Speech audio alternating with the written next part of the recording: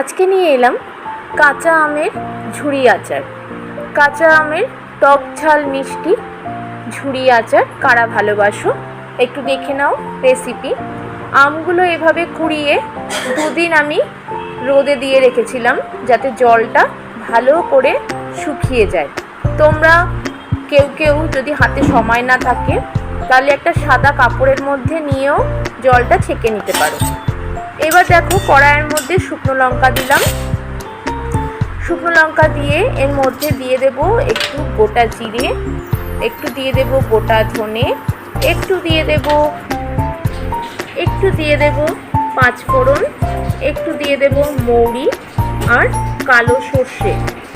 এই সমস্ত মশলাগুলো একসাথে আমি শুকনো কড়াইয়ের মধ্যে একটু তেলে নেব।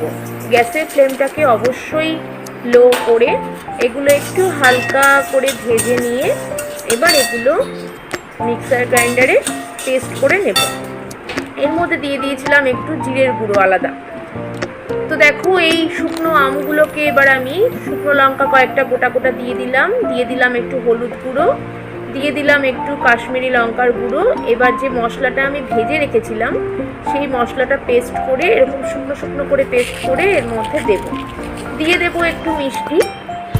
টক ঝাল মিষ্টি যেহেতু একটু মিষ্টি না দিলে ভালো লাগবে না, তোমরা তোমাদের স্বাদ অনুযায়ী মিষ্টি দিয়ে দেবো একটু লবণ। এবার সমস্ত উপকরণগুলো একসাথে ভালো করে আমরা মাখবো। এবার দিয়ে দিলাম একটু কাসুন্দিও, দিয়ে এবার সমস্ত উপকরণগুলো একসাথে মেখে নেব। দেখো ভালো করে একসাথে মেখে নিচ্ছি। খেতে কিন্তু খুব দারুণ হয় এই মাখাটা, তোমরা করে খেয়ে দেখবে। এটা কিন্তু অনেক দিন স্টোর করে রেখে দেওয়া যায়। এবার দেখো সমস্ত উপকরণগুলো দিয়ে আমার কিন্তু মাখা হয়ে গেল। এবার কড়াইতে আমি তেল গরম করলাম, মানে সর্ষের তেলটাকে একটু ভালো করে গরম করে মানে অল্প একটু ফুটিয়ে নিয়ে যদি এটার মধ্যে দেওয়া হয় তাহলে কিন্তু এই আচারটা নষ্ট হয় না, অনেক দিন স্টোর করে রাখা যায়। তো দেখো এই মাখাটা আমার কমপ্লিট হয়ে গেছে। এর ওপর দিয়ে এবার আমি তেলটা এভাবে ছড়িয়ে দিয়ে গরম তেলটা এভাবে দিয়ে এবার একটু মেখে নেব। এবার একটু ভালো করে মেখে নেব। দেখো একটা হাতার সাহায্যে আমি মেখে নিলাম। দেখো রেডি হয়ে গেল আমার টক ঝাল মিষ্টি কাঁচা আমের ঝুড়ি আচার। খেতে কিন্তু খুব সুস্বাদু হয়, তোমরা করে খেয়ে দেখবে, অসাধারণ টেস্ট হয়।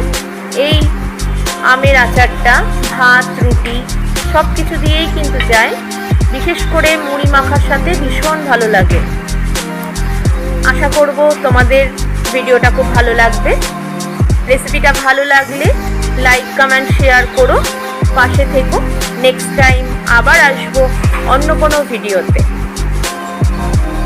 সবাই খুব ভালো থেকো, সুস্থ থেকো, টাটা।